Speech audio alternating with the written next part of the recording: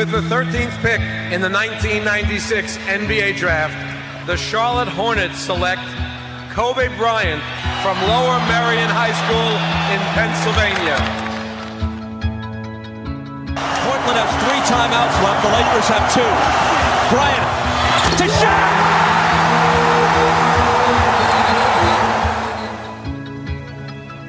Final seconds. Bryant for the win. Bang!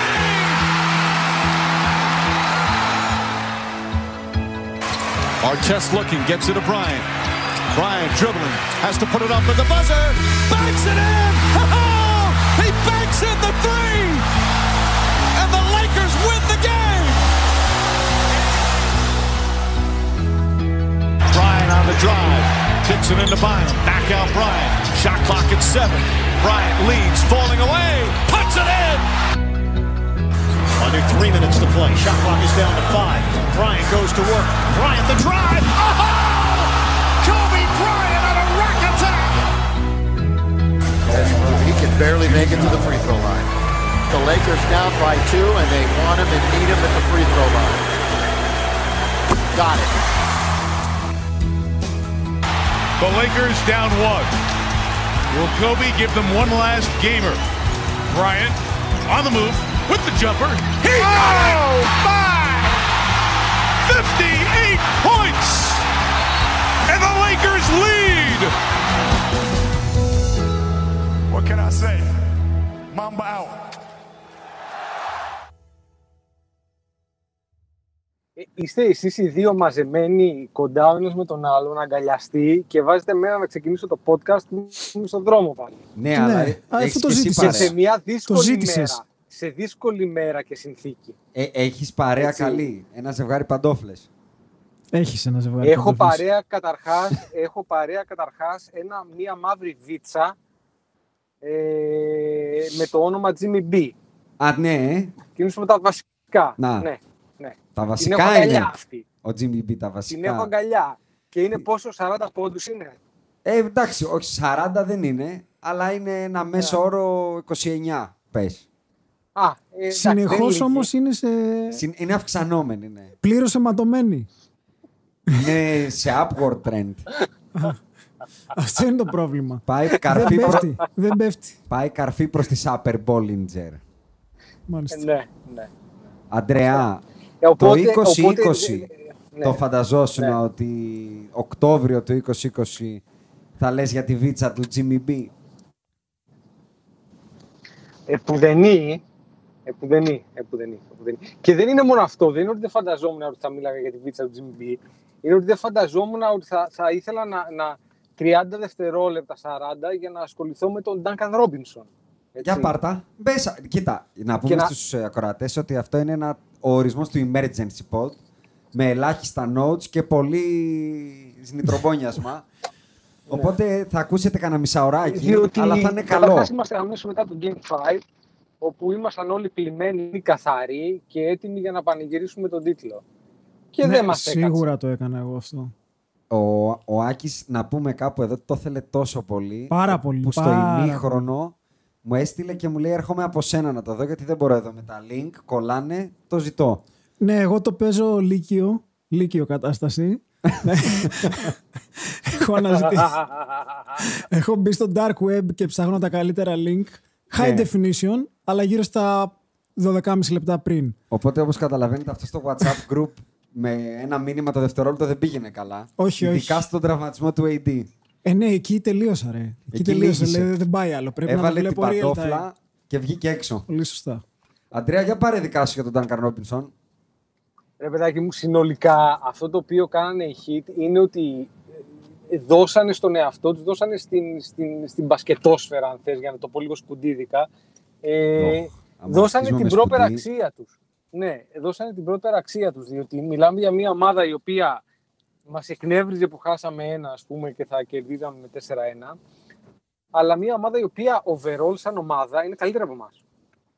Έτσι, δηλαδή, σε επίπεδο ομάδας... Ο Ιάσονας δεν συμφωνεί, το ξέρεις. Ότι... Πάρε δικά σου.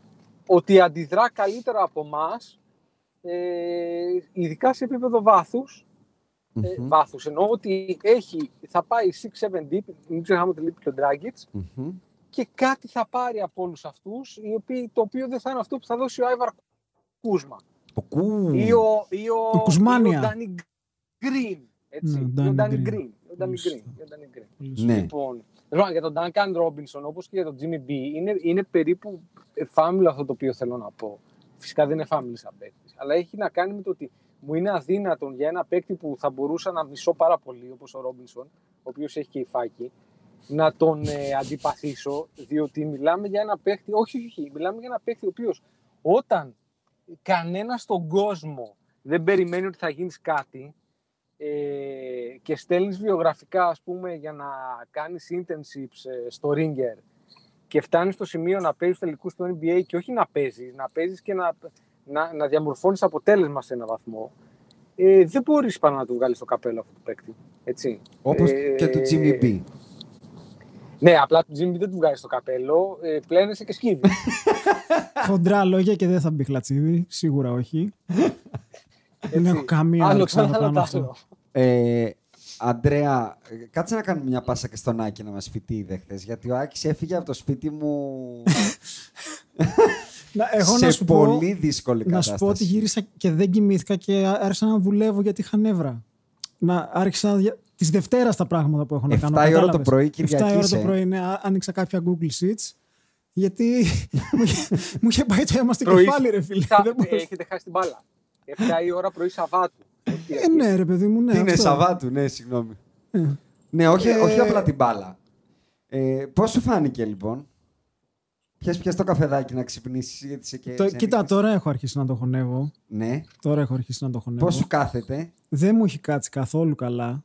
Γιατί πιστεύω ότι μπαίνουμε σε μεγάλες περιπέτειες πρώτον. Αλλά επειδή ακούω γραφικότητες από κάποιους κοινούς μας γνωστούς, κυρίως έναν κοινό μας γνωστό. Δεν καταλαβαίνω γιατί σε κουρδίζω κάθε καραγκιόζης. Χαίρομαι που χρησιμοποίησες αυτή τη λέξη, ναι. Και εγώ κάπως έτσι το έχω στο μυαλό μου. Ναι. Αλλά θέλω να πω κάτι το οποίο μάλλον έχει περάσει στα ψηλά. Εμείς εκτιμούμε πάρα πολύ αυτή την ομάδα.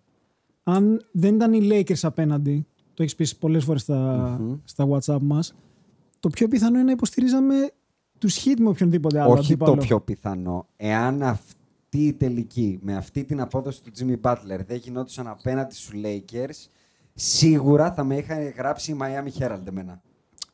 Εντάξει, έχεις και ένα πάθος για τον παίκτη και δικαίως και σου έχει βγει και εμείς έχουμε κάνει λάθος ξεκάθαρα. Και για την ομάδα, αλλά ειδικά απλά θέλω να πω και για την ομάδα. Γιατί είναι σημαντικό για την ομάδα. Δεν το συζητάμε.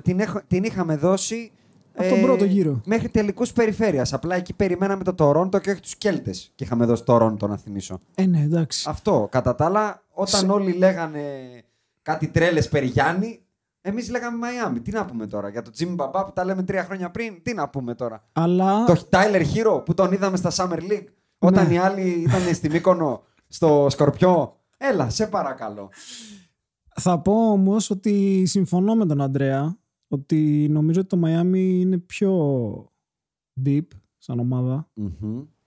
Και ενώ από το Μαϊάμι μπορείς να περιμένεις μέχρι από τον Kelly Owen να σου κάνει παιχνίδι, εγώ αυτό που είδα χθες, ότι ναι, μεν έχουμε τους δύο καλύτερους παίχτες στο παρκέ ίσως, αλλά τελειώνουμε κάπου εκεί. Άμα δεν παίξει και κάποιος άλλος. Χθες βάλανε σχεδόν 70 οι δύο τους. Και είδες τι έγινε. 83. 83 τι με το... Προσφέρανε με τις assist πόντους. 83 created από τον LeBron και τον Davis. Ναι, φαντάζομαι να βάζαμε και κανένα ελεύθερο σούτ όμως. Ποιος? Τι ποιος? Δεν θέλω να γίνει συγκεκριμένος. Όλοι όσοι έπρεπε. Ναι.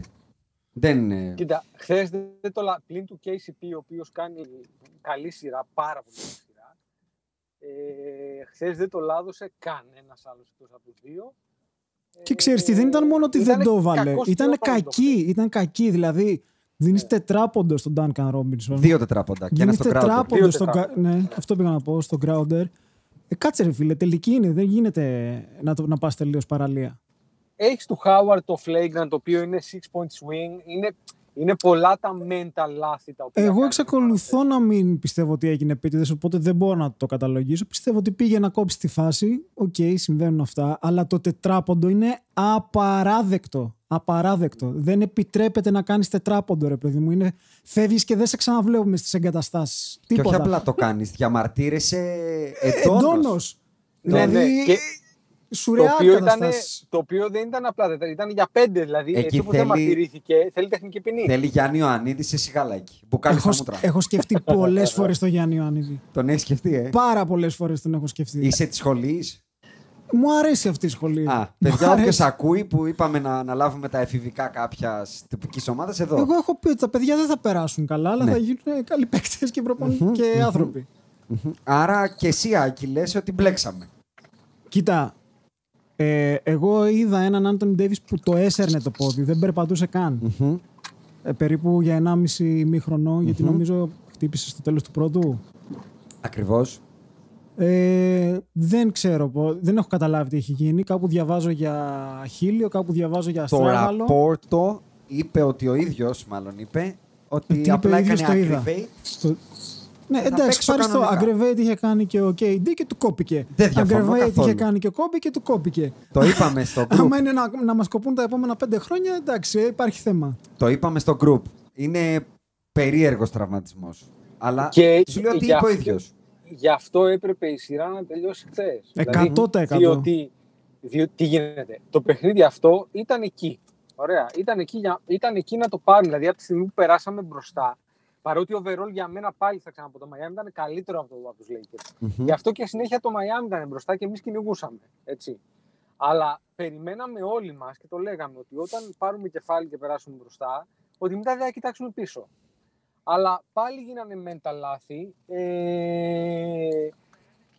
και πάλι βάλανε αυτοί κάθε φορά που πηγαίναμε να κάνουμε κάτι, είχαν την απάντηση. Αλλά με πολύ εκνευριστικό τρόπο μετά από ένα σημείο και συνήθως με τρίποντα, μέχρι το σημείο που πήρε μπρος ο Jimmy B μετά, ο οποίος έκανε το αυτονόητο. Έτσι. Του δίναμε το διάδρομο και επίσης, ο μόνος λόγος που έμεινε στο μάτς είναι επειδή ο LeBron έκανε εξωπραγματικό παιχνίδι. Και δεν εννοώ ότι δεν έχει την ικανότητα να βάζει 40, αλλά ο τύπος σούταρε 71%, 72% σχεδόν βασικά. Έχει ένα και είχε και 4-5 τέλεια.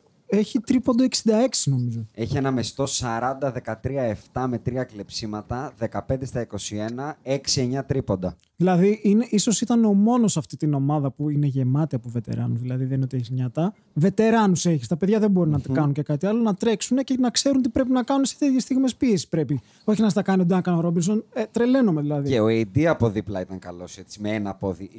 28 πόντους, έκανε 12 ό,τι rebound. μπορούσε, θα πω. Έκανε ό,τι μπορούσε. Εσύ, για μένα είναι παραπάνω από ό,τι μπορείς. Το 28-12, 3 assist με 3 κλεψίματα, 3 τάπες, 9 στα 15, 8 βολές. Θέλω να πω πάντως ότι ο LeBron καταλάβαινε το urgency της στιγμής, ότι αυτή η σειρά πρέπει να τελειώσει σήμερα. Ναι, το καταλάβαινε. Και γι' αυτό κάθε εντέλει που έμπαινε από αυτά τα μακρινά που έριχνε ήταν. Για μας ήταν και ανακούφιση παράλληλα, γιατί δεν ήταν ότι ήσουν μπροστά στο μάτς καθόλου. Αλλά εγώ βλέπω ένα πρόβλημα και το βλέπω σε όλες τις σειρές με τους Lakers και το έχουμε ξανασυζητήσει και το συζητάμε και με άλλους φίλους που όποτε τυχαίνει λέμε για τους Lakers. Είναι ότι εγώ εξακολουθώ να βλέπω αυτό το πρόβλημα που υπάρχει σε όλες τις ομάδες του LeBron. Δεν υπάρχει τίποτα μπροστά, δεν κάνουμε κάτι. Απλά έχουμε 2 καλούς παίκτες και ό,τι γίνει. Και παίζουμε pick and roll. Εντάξει, οι άλλοι κάνουν πράγματα. Τα ελεύθερα σου δεν βγαίνουν τυχαία. Γίνεται συνεχώς κάποια κίνηση.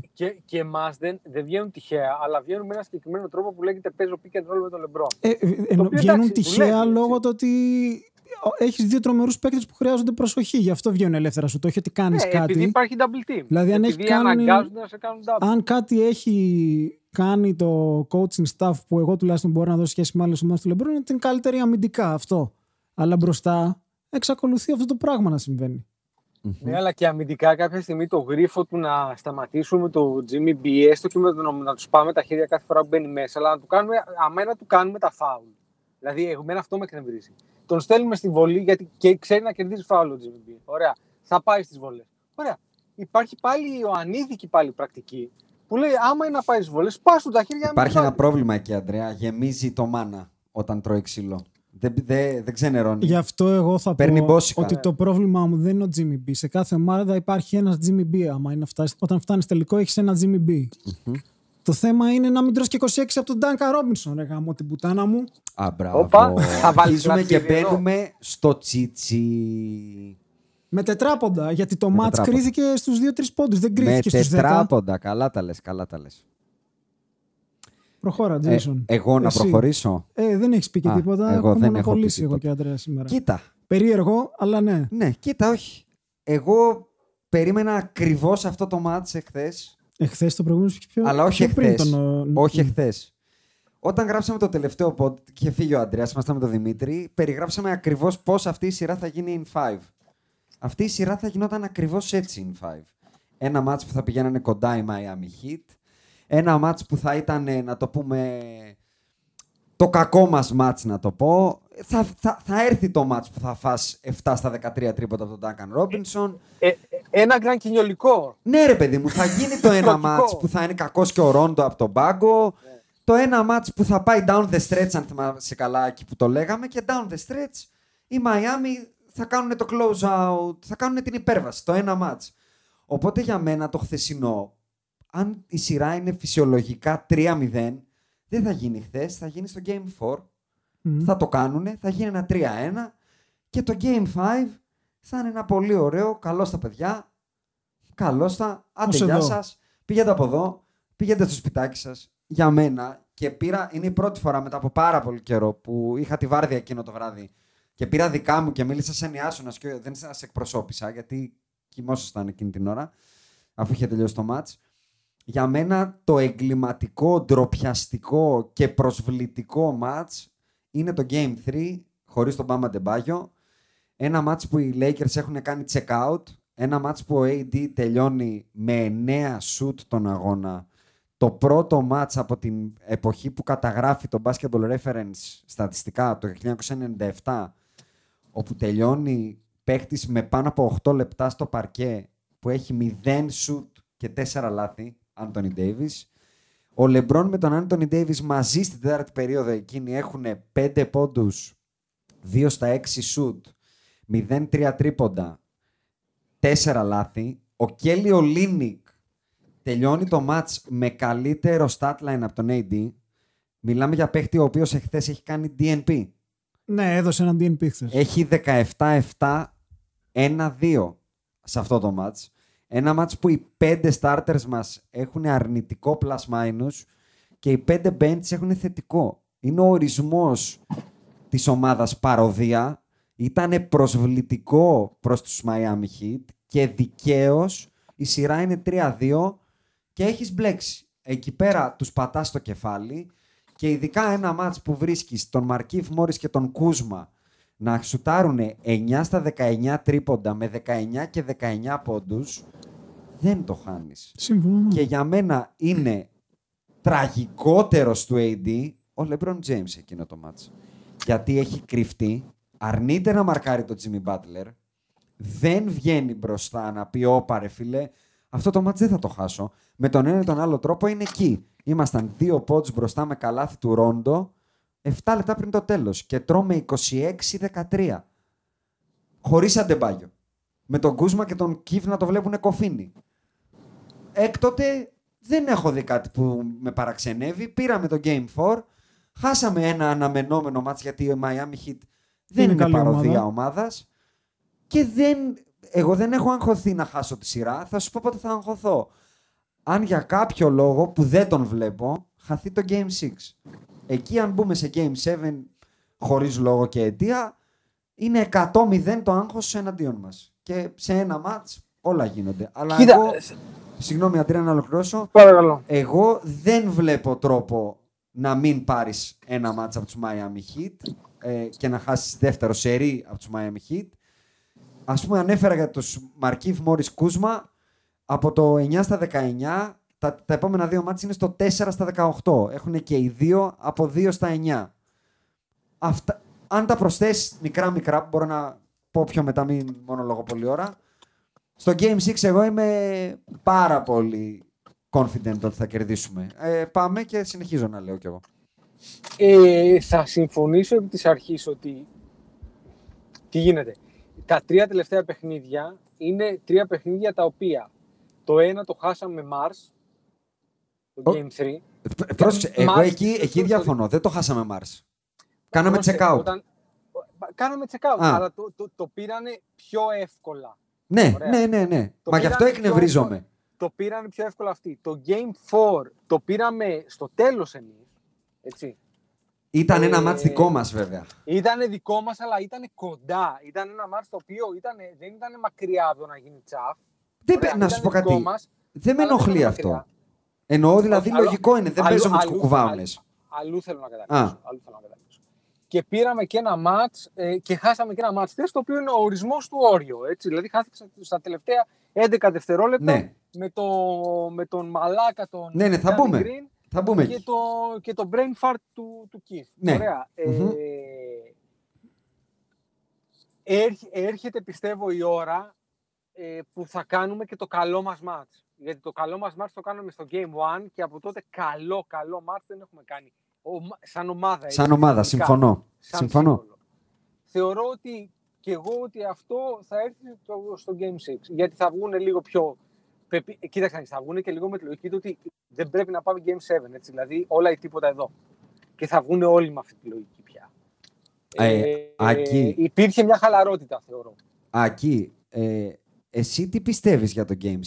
Δηλαδή, προς τα πού κλείνεις εσύ?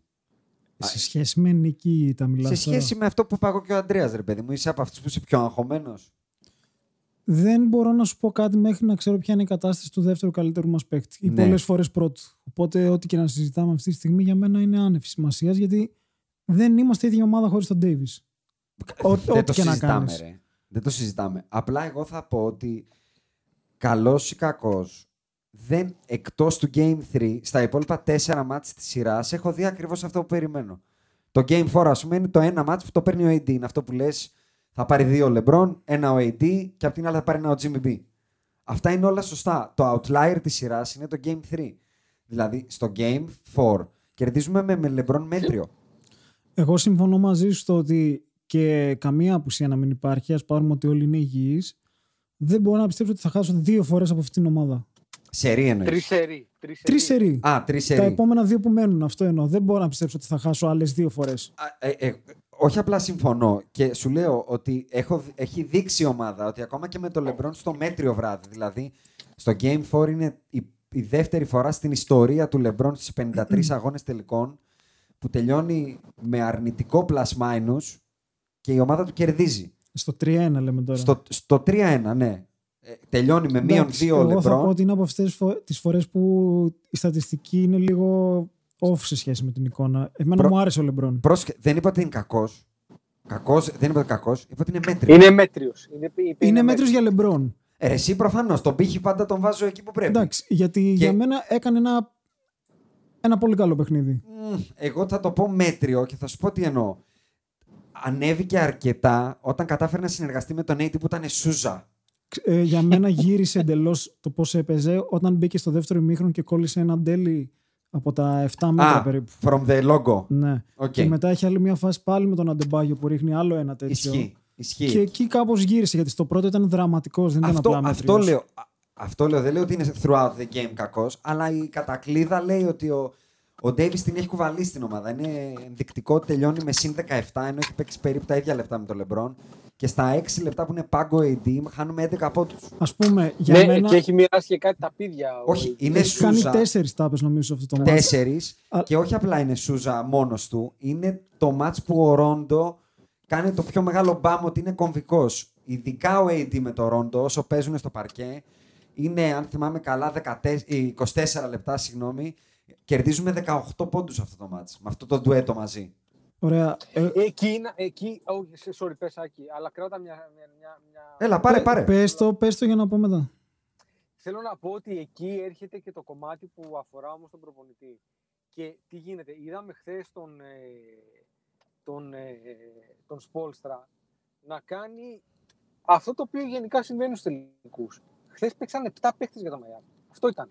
Ακόμα και ο Kelly Oubre, ο οποίος δεν έχει παίξει άσχημα. Ρε DNP. Δεν έπαιξε. Παίξαν λοιπόν 7 παίχτες. Ο Jimmy Butler έπαιξε ουσιαστικά 48 λεπτά. Ναι, 47-11. Εντάξει, 48 λεπτά. Δηλαδή βγήκε κάπου σε κάποια φλόκια, βγήκε λίγο για να ξεκουραστεί. Λοιπόν, τι γίνεται λοιπόν. Δεν γίνεται να πηγαίνουμε με το ίδιο rotation βρέξει χιονίσει. Ο Ρόντο πρέπει να παίξει παραπάνω. Ο Ντάνι Γκριν πρέπει να πάει σπίτι του. Δηλαδή, δεν γίνεται, όχι, έχει σημασία αυτό. δεν μπορούμε να είμαστε αιμονικοί με τα rotation όταν βλέπουμε ότι κάτι δεν δουλεύει. Εγώ συμφωνώ. Ο Ρόντο, άμα βρει ρυθμό, είναι πολύ πιο πολύτιμος από το να δοκιμάσω να βρει ρυθμό ο Άλεξ Καρούσο ή ο Ντάνι Γκριν. Τι να κάνουμε τώρα? Όχι απλά πολύτιμος. Αυτό ήταν ένα από τα δύο πράγματα που ήθελα να πω. Το οποίο ήταν ότι εγώ δεν περιμένω μόνο από το Ρόντο για να είναι θετικός να βάλει 15 πόντους με 4 στα 5 τρίποντα που το έχει κάνει και δεν το περιμένω.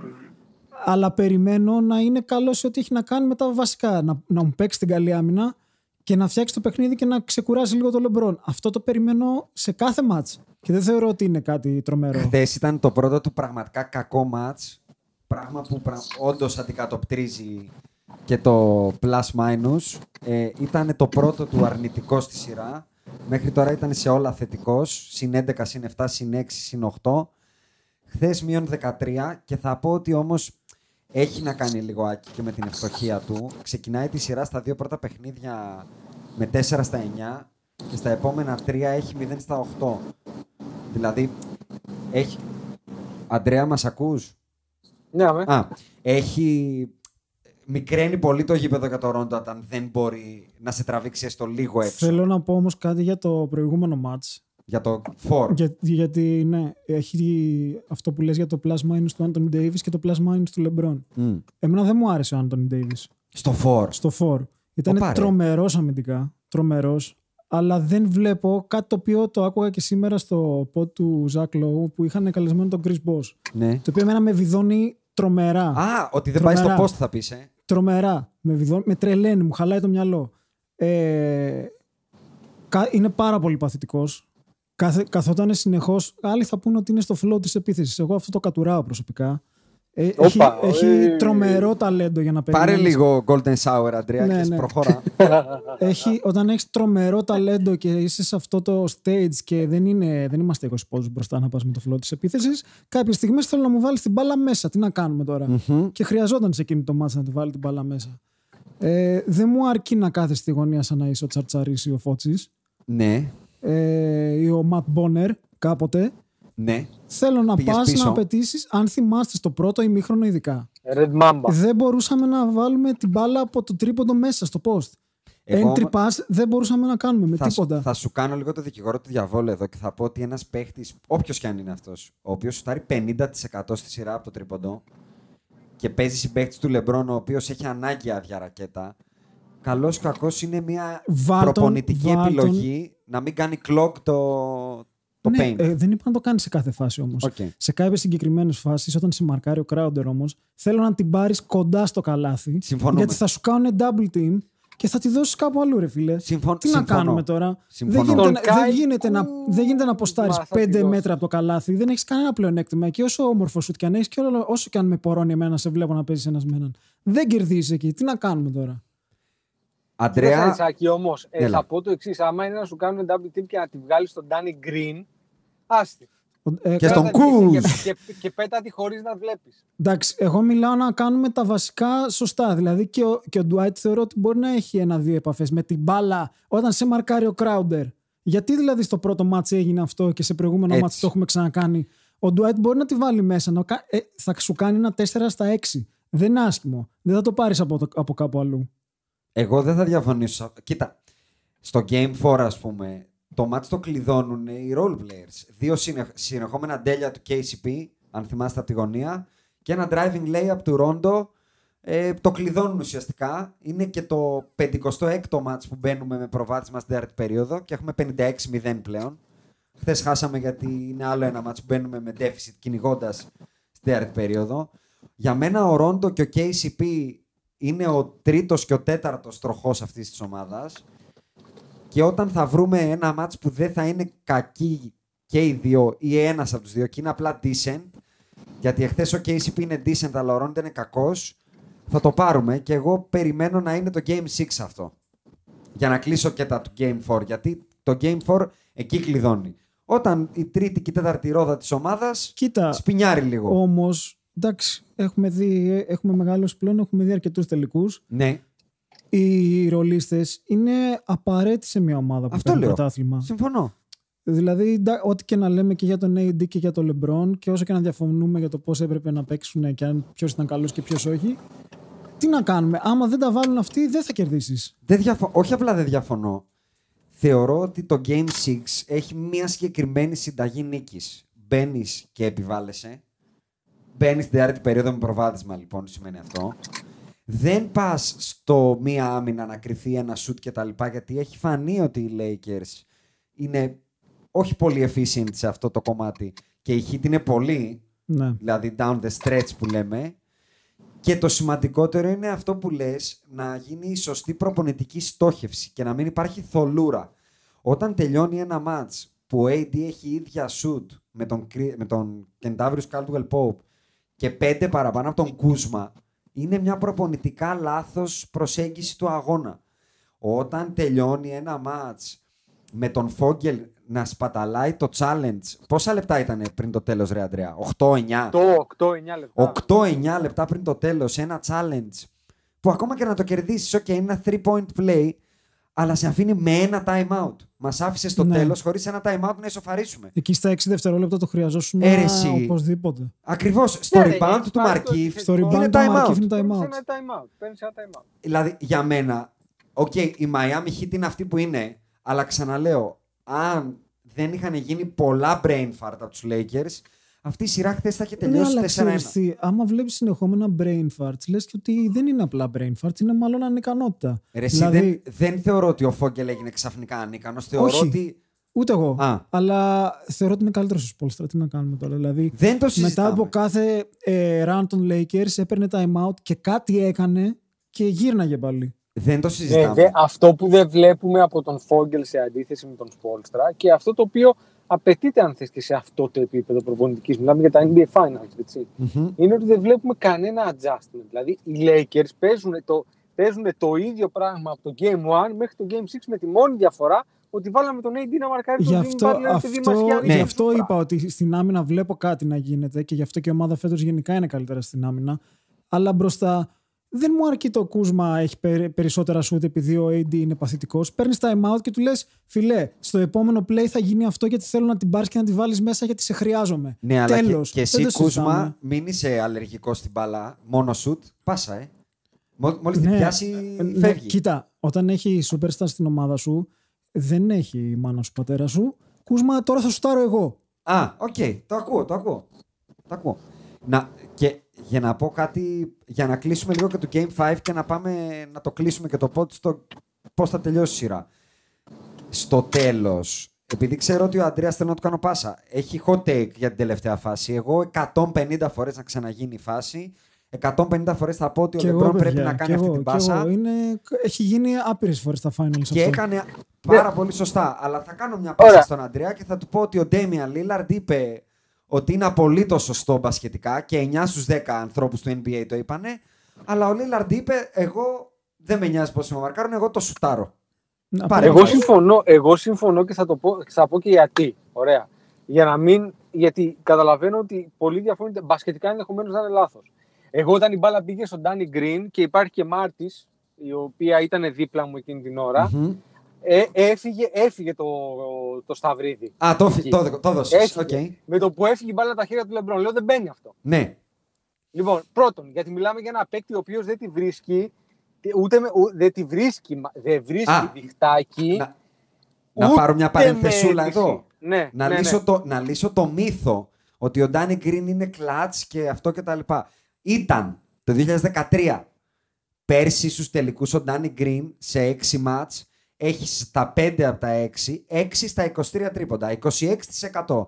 Φέτος σε 5 μάτς έχει 7 στα 31, 23%. Είναι consistently άσουτος. Έχει ένα outlier, το Game 3 το περσινό που έχει 6 στα 10 και είναι ο ορισμός, μάλλον δείχνει ακριβώς ότι τη στατιστική πρέπει να τη διαβάσεις, όχι απλά να πετάξεις ένα νούμερο. Παίρνεις στατιστικούλα, βγάζεις το outlier, 23%.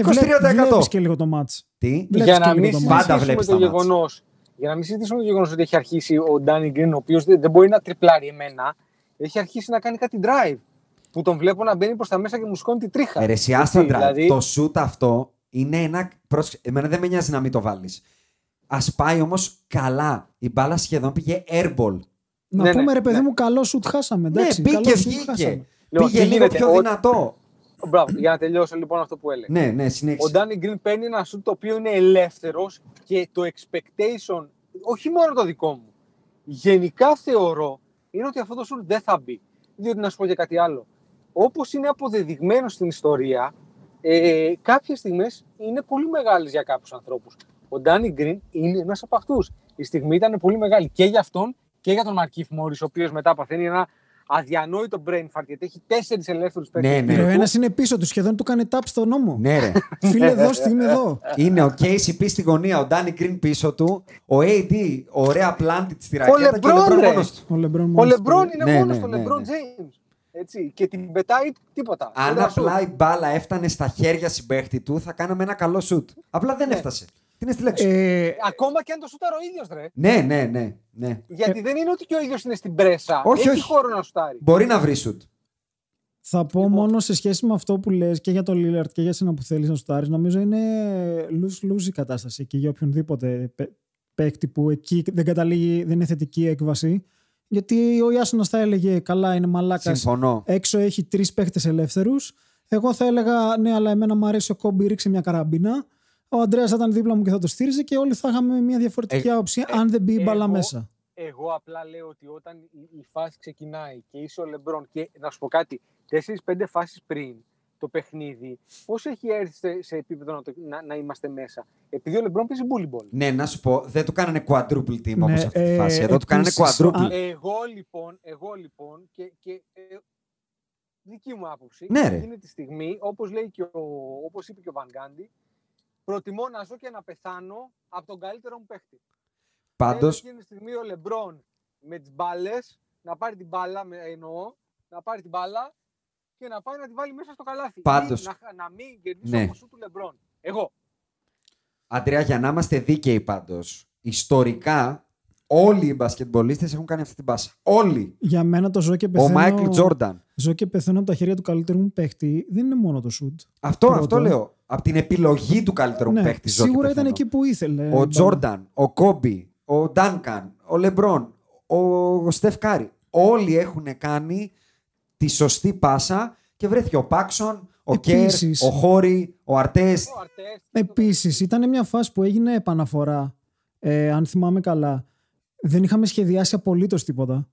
Δεν έγινε κάποια κίνηση. Ήταν απλά ο Λεμπρόν έτρεξε να την πάρει, ενώ ότι κρύφτηκε και πήγε κάποιος άλλος. Αλλά δεν είχαμε σχεδιάσει κάτι.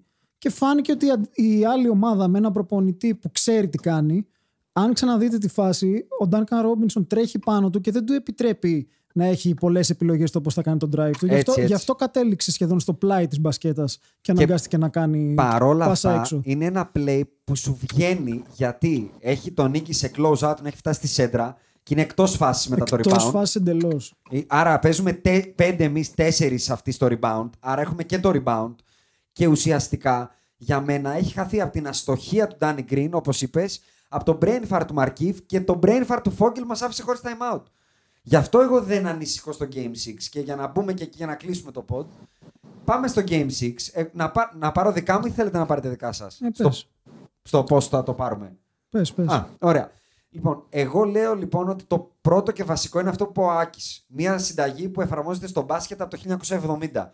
Δεν θα χάσω από τους γύρω-γύρω. Ας βάλει ο Jimmy Butler 200. Αυτό που κάνει η Golden State το 2015 ή 2016 πότε ήταν. 50 λεπτών κερδίζουμε. Μπράβο. Αυτό που κάναν όλες οι ομάδες εναντίον του Νίκου Γκάλι. Ας βάλει ο Γκάλης 200. Δεν θα χάσω από το Μισούνοφ, το Λιπηρίδη, το Γιαννάκη και τους λοιπούς για να το πάω σε χαμηλό επίπεδο. Οπότε δεν χάνω από τους γύρω. Ο Iggy είναι στο 7th man rotation που είπε Σάκη, αλλά είναι non-factor μέχρι τώρα. Δεν υπάρχει στη σειρά. Είναι κακός. Ο Kendrick Nunn είναι ένας παίκτης που θα είμαι πολύ ευτυχισμένος αν χάσω από 30 πόντους του Kendrick Nunn. Δεν θα τον αφήσω όμως να μου κάνει lay-up και τέτοια. Τρίποντο. Θα βαράς τρίποντο. Δεν θα ξαναμπείς μέσα. Ποτέ. Ο Tyler Hero και ο Duncan Robinson. Αντρέα, μας ακούς γιατί κάνει λίγο το κακό ήχο. Ακούω. Ωραία. Ο Duncan Robinson και ο Tyler Hero δεν θα ξανασουτάρουν ελεύθερο τρίποντο και δεν θα ξαναπάρουν τετράποντο. Ένα χέρι μπροστά και αν το βάλουν, το βάλανε. Αυτά είναι. Από εκεί ξεκινάμε. Και όταν ξεκινήσουμε από εκεί, απέναντι σε μια ομάδα που είμαστε καλύτεροι σε rebound, καλύτεροι σε assist, καλύτεροι σε τάπες και κλεψίματα σε όλη τη σειρά, Σουτάρουμε καλύτερα τρίποντο. Έχουμε 4 παίκτες που σουτάρουν καλύτερο τρίποντο από οποιονδήποτε δικό τους. Ο νούμερο 1 σε τρίποντο των Miami Heat είναι ο Duncan Robinson που έχει μικρότερο από 39%. Εμάς έχουμε Markieff, Caruso, LeBron, AD πάνω από 39% με τον AD 50%. Δεν βλέπω λοιπόν κανένα τομέα εκτός από τη συγκέντρωση που έχουμε 70 λάθη εμείς και 53 Miami Heat στη σειρά που υστερούμε από τους Miami Heat. Θα επαναλάβω μονότονα ότι αυτή η σειρά είναι 4-1 αν δεν γίνει το ντροπιαστικό μπασκετικό match Game 3. Και τελειώνω εδώ το εισαγωγικό μου. Πάρτε δικά σας. Ανδρέας. Εγώ πιστεύω ότι θα κερδίσουμε στο Game 6. Δεν θα πω μεγάλα λόγια, αλλά θεωρώ ότι δεν μπορώ να δω ότι κάποια στιγμή δεν θα κάνουμε και ένα καλό μεστό, δυνατό, καλό παιχνίδι. Και δεν το έχουμε κάνει. Έχουμε κάνει το μισό Game 1. Άκη. Ναι, είπα, δεν έχω να πω. Μέχρι να ξέρω ποιος θα κατέβει στο παρκέ είμαι πολύ ζορισμένος. Να προσθέσω σε αυτό που είπες περί προσαρμογών του Φόγκελ, το τελευταίο που θέλω να πω, ότι αυτά τα 22 λεπτά που παίζει μέσα όρο ο Κούσμα σε αυτή τη σειρά, που προσφέρει ένα μεστό 9,8 πόντους, 3,2 rebound, 0,6 assist, 0,2 κλεψίματα, 0,2 τάπες. Και τραγική άμυνα, Όχι, δεν παίζει άμυνα. Όχι, σου κάνει τετράποντα. Αυτό πήγα να πω. Και να σου πω και κάτι άλλο και στην τελική. Δεν θέλω να βλέπω και τη φάση του. Μπράβο, δηλαδή, ακριβώς. να σου πω κάτι. Ακριβώς. Τι κακό είναι. Ακριβώς. Από το στόμα μου το πήρες. Θέλω να δω λίγο περισσότερο τη φατσούλα του Dwight, αν θέλει. 100%. Πιο βαρύ κορμί. 100%. Μπράβο. Και επειδή στην άμυνα δεν είναι ότι αν μικρύνω size θα χάσω κάτι, γιατί ο Κούσμα δεν υπάρχει στην άμυνα, θέλω να δω τα μουτράκια του J.R. Smith. Προτιμώ να σουτάρει ο J.R. Smith 20 τρίποντα. Ρε και waiters, το προτιμώ. Και είμαι μαζί σου σε αυτό. Ρε παιδιά, τίποτα από αυτά. Μπορώ να δω τον KCP 40 λεπτά στο παρκέ. Μπράβο, αυτά. Πάμε λοιπόν να κάνουμε ένα Game 6 χωρίς brain farts. Και εγώ είμαι όχι confident. Θα βγω εδώ να πω είμαι μαλάκας αν χάσουμε. Αν δεν δω, όργια πάλι. Και το Κούσμα και το Μούσμπα και το Φούσμπα. Ναι. Αυτό. Εγώ παίρνω ένα πράγμα θέλω να δεν πω, χάνουμε το Game 6. που είναι λίγο άσχετο με τη σειρά για αυτό που λέγαμε και πριν ξεκινήσει η σειρά. Ναι. Ότι βλέπουμε μπάσκετ όχι πάνω κάτω καραμπίνα. Όχι, βλέπουμε μπάσκετ. Να θυμίσω ότι υπάρχει ένα είδος παιχνιδιού που λέγεται mid-range και χρησιμοποιείται από τον δεύτερο καλύτερο παίκτη σε αυτή τη σειρά ή πολλές φορές και πρώτο, από τον Jimmy B. Και από τον που AD. βγάζει μάτια. Και από τον AD. Ο Jimmy B όμως ζει στην κυριολεξία μέσα από τη ρακέτα. Το ψωμάκι του είναι μέσα από τη ρακέτα. Αν θυμάμαι καλά, είχες πει ότι στο προηγούμενο μάτς που είχε κάνει πάλι όρια είχε 0 τρίποντα. Έχει βάλει από το δεύτερο game και μετά στα επόμενα 3 μάτς έχει βάλει 1 τρίποντο. Λοιπόν, επειδή βαλθήκανε να μας πούνε ότι έχει τελειώσει αυτό το μάτς, δεν έχει. Αυτό το είδος παιχνιδιού, δεν έχει. Θυμίζω ότι και οι περσινοί πρωταθλητές είχαν ένα παικτάκι που αυτό ήξερε να το κάνει πολύ καλά. Λοιπόν, όταν σφίγγει η σούφρα. Ακριβώς, πάνε μέτρον άριστο, αυτό λέω. Όταν σφίγγει η σούφρα, χρειάζεται κάποιον να τη βάζει και από μέσα από το τρίποντο. Και πολλές φορές, όπως είπα και πριν, και ακόμα πιο μέσα κιόλας. Όλο μέσα. Όλο ο μέσα. Jimmy B συγκεκριμένα. Καρφωτή κάτω από τη ρακέτα. Έχεις 2 παίκτες που την καημένη, να μην πω κάτι άλλο μπάλα, μπορούν να τη βάλουν μέσα άμα την πάρουν σωστά. Για μένα είναι ιδανική πάσα για κλείσιμο. Οπότε ένα rant Jimmy B για να κλείσουμε, αλλά να πάρει και ο Αντρέας δικά του αν θέλει κάτι. Εγώ δεν μπαίνω δικά μου, εγώ απλά σας αποχαιρετώ σε αυτό το σημείο. Ναι, και βεβαίως. Τα λέμε. Σε ευχαριστούμε που ήσουν στην παρέα μας. Ακούμε τα κλειδιά σου να κουδουνίζουν εδώ και 30 λεπτά περίπου. Καλώς εγώ των πραγμάτων ως πρωταθλητέ.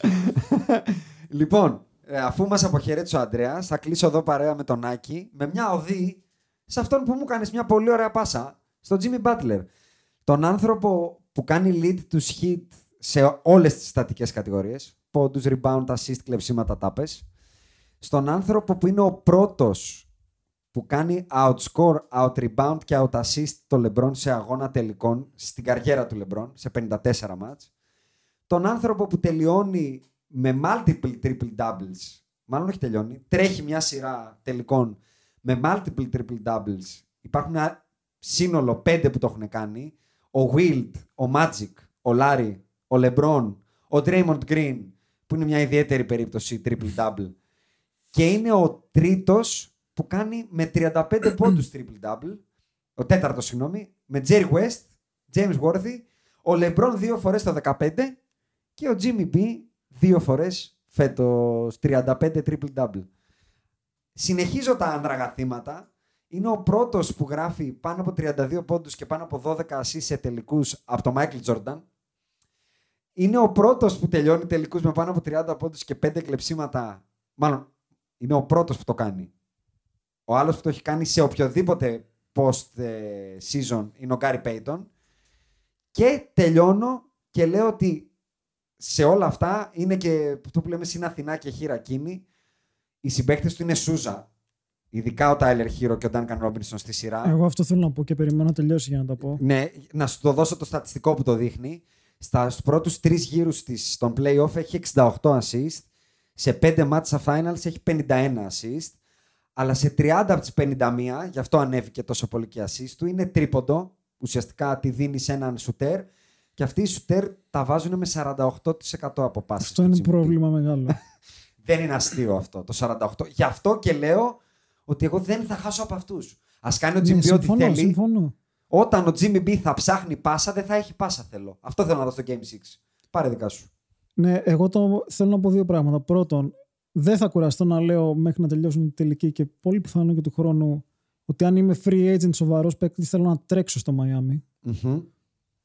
Βλέπεις Αποδεχόμενος όμως ότι ο Jimmy B είναι το alpha dog εδώ, Εντάξει, δεν με νοιάζει αυτό το πράγμα προσωπικά, αλλά όχι, άμα είμαι καλύτερος, είναι ένας παίκτης που ξέρω ότι δεν θα έχω πρόβλημα μαζί του. Ναι.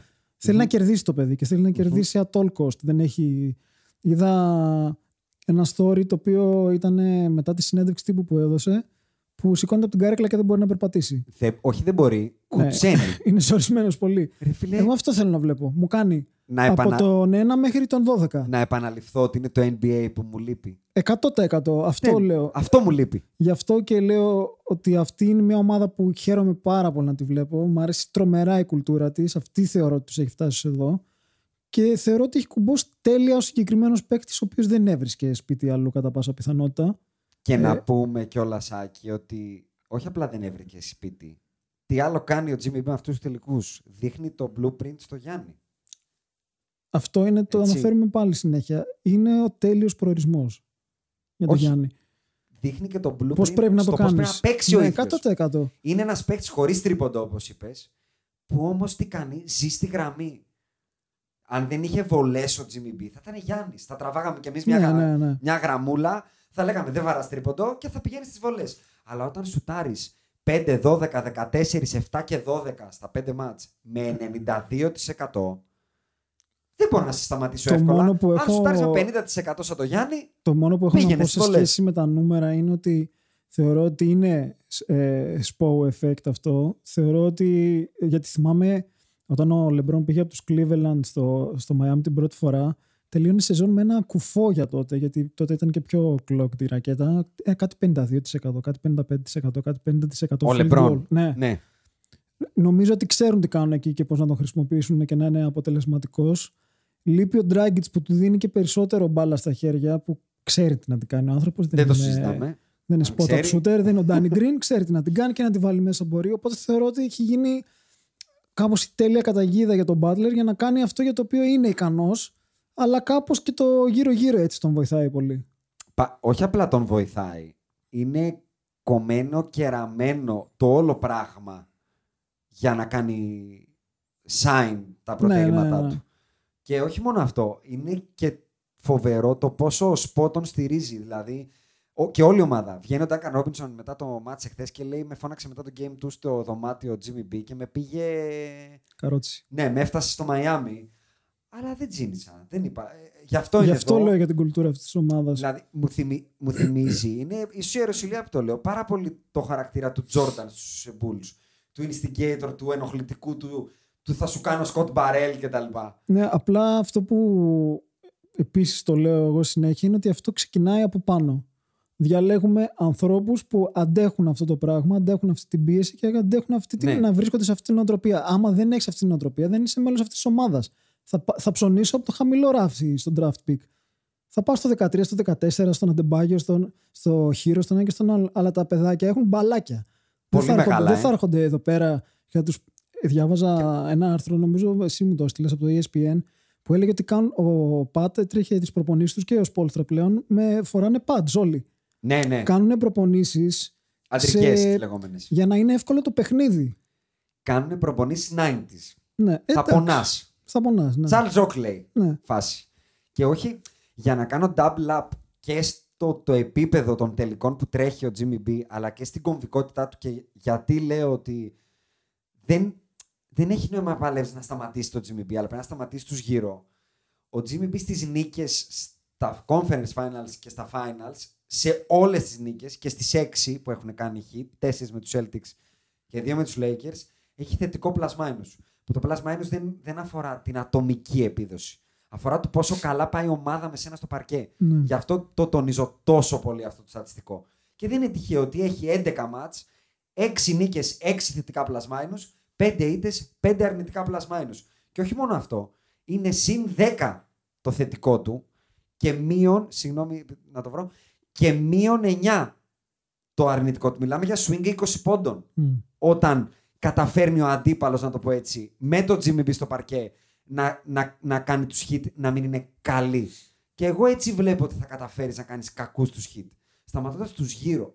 Και όχι με το Jimmy B που κάνει τελικούς. Καθόμουν και το κοίταγα. Για να μην κουράσω με όλες τις στατιστικές κατηγορίες. Προσθέτεις πόντους, rebound, assist, κλεψίματα, τάπες και βγάζεις units, να το πω έτσι. Αυτά τα units του Jimmy B είναι 51,2 στα 5 μάτς.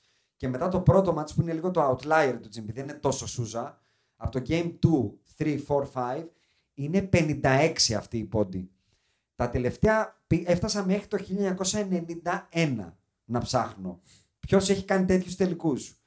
51,2 και πάνω πόντους αθροιστικά έχει ο KD το 17, ο LeBron το 16, ο Duncan το 3, ο Shaquille το 2, το 1 και το 0.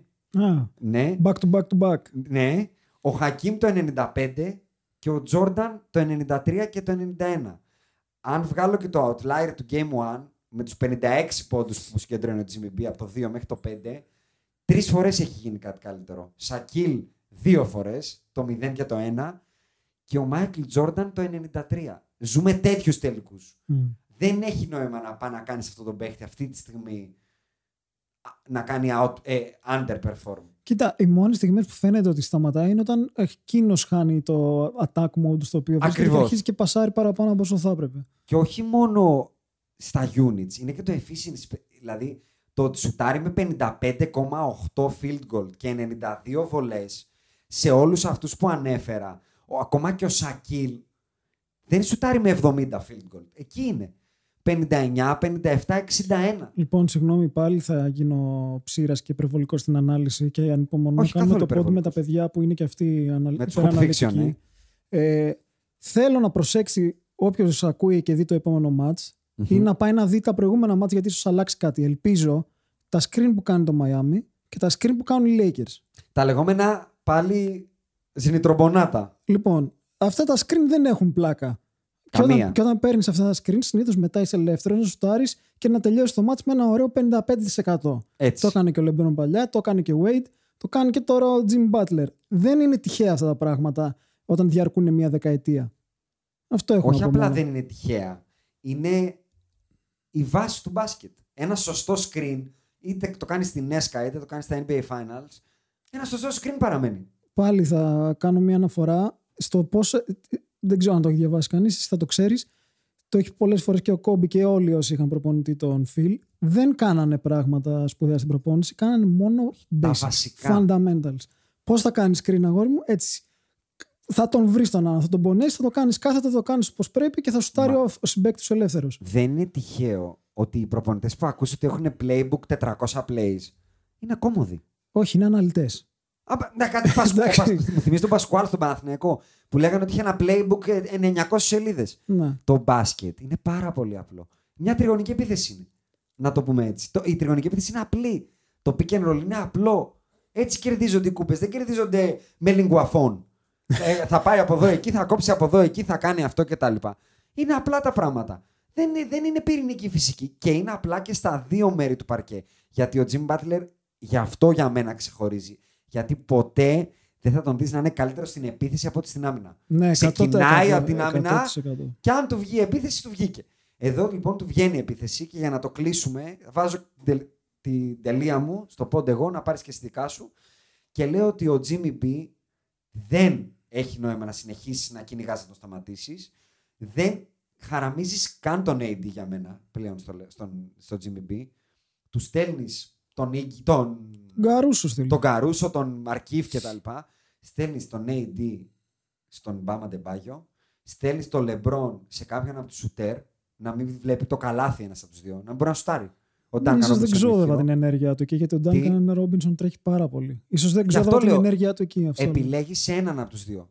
Του λες, αυτοί θα δουν την κασέτα, ποιος είναι ο πιο στατικός. Στέλνεις τον Λεμπρόν στο πιο στατικό. Όποιον κρίνεις. Τον Τάιλερ Χίρο. Δεν με νοιάζει. Θες να τον στείλεις ακόμα και στον Crowder. Στείλ τον στον Crowder. Στείλε τον Καρούσο να τρέχει λοιπόν σε κάποιον από αυτούς και το μάτς θα έρθει όμορφα και γλυκά στην αγκαλιά μας. Δεν θα ζοριστούμε καν. Αν πάλι αρχίσουμε τις τρέλες, αν πάλι πηγαίνουμε όλη βοήθεια στον Jimmy Butler και χαραμιζόμαστε, να χτυπιόμαστε, να κάνουμε, να δείχνουμε, δίνουμε 17 σουτ στον Κούσμα, ο Danny Green βαράει τα airball κτλ. Θα μπλέξουμε. Και επίσης δεν και είναι κλείνω. Στο πρώτο μάτς μπήκες και άρχισες να τους κοπανάς. Στην προηγούμενη σειρά ο Γιόκιτς είχε φάει μπόλικο ξύλο. Τώρα έχουμε γίνει πολύ γλυκούλιδες. Όχι γλυκούλιδες απλά. Έχουμε γίνει το λεγόμενο στα αμερικάνικα lethargic. Αυτό το σοφτάκιδες. Ναι, λίγο cute. Εντάξει, φτάνει. Τα παιδιά απέναντι δεν είναι για cute. Τα παιδιά απέναντι είναι ζόρικα. Και σου λέω, όλη αυτή την κουβέντα δεν θεωρώ ότι θα την κάναμε. Αν στο Game 3 δεν είχαν αρχίσει τα κανκούνικα. Γιατί εμείς εκεί αρχίσαμε τα κανκούνικα. Ναι, γλυκουλιές, αυτό. Τις γλυκουλιές. Τις έχουμε τελειώσει και εντάξει. Χθες δεν είμαστε τόσο γλυκοί. Είμαστε καλά. Αλλά είναι αυτό το ένα μάτς που οι Heat θα το πάρουν. Δεν περίμενα να μην το πάρουν. Αυτά. Ευχαριστούμε που μας ακούτε. Όποιος ακούει ξέρει λίγο λιγότερο γιατί μας χάλασε το Lakers in 5. Αλλά εγώ Lakers in 6 λέω. Ο Αντρέας αυτό είπε και ο Άκης αυτό είπε. Ναι, και άμα φτάσουμε στο Game 7, σίγουρα θα υπάρξει emergency pod. Emergency γενικά θα υπάρξει. Γεια σας.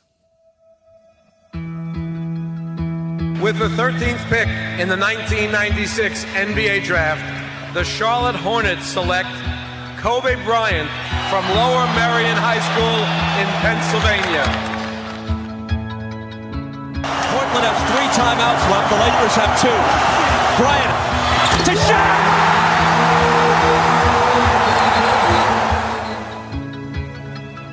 Final seconds. Bryant for the win.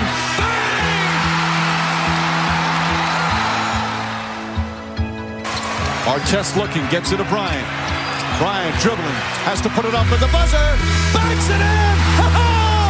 He banks in the 3! And the Lakers win the game! Bryant on the drive. Kicks it into Bynum. Back out Bryant. Shot clock at 7. Bryant leads, falling away. Puts it in! Under 3 minutes to play. Shot clock is down to 5. Bryant goes to work. Bryant the drive. Oh! Kobe Bryant on a rack attack! He can barely make it to the free throw line. The Lakers down by 2, and they want him and need him at the free throw line. Got it. The Lakers down 1. Will Kobe give them one last gamer? Bryant on the move with the jumper. He got it! My! 58 points! And the Lakers lead! What can I say? Mamba out.